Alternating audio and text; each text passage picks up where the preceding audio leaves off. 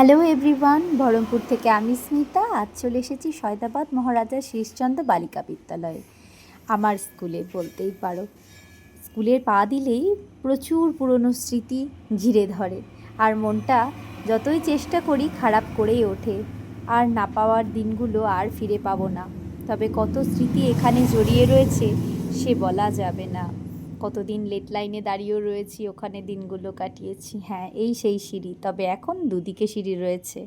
আর এই ফাঁকা জায়গাটায় আমরা পেয়ার লাইন করতাম, তো এখন সেখানে হলঘর হয়ে গিয়েছে।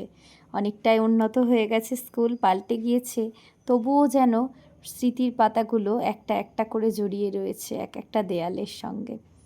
তো সঙ্গে সুসজ্জিতভাবে সাজানো হয়েছে সরস্বতী পূজা, আর এই রয়েছে প্রত্যেকটা স্কুল থেকে আসা কার্ড সংরক্ষণ করে রাখা। আর মা সরস্বতীর মুখ অপূর্ব মিষ্টি হয়েছে। তো আমিও দেখে নিলাম আমার স্কুলের ঠাকুর, এখন একদম আমার বাড়ির কাছে, টুক করেই চলে গিয়েছিলাম। ভালো লাগলে অবশ্যই একটা লাইক করে যেও।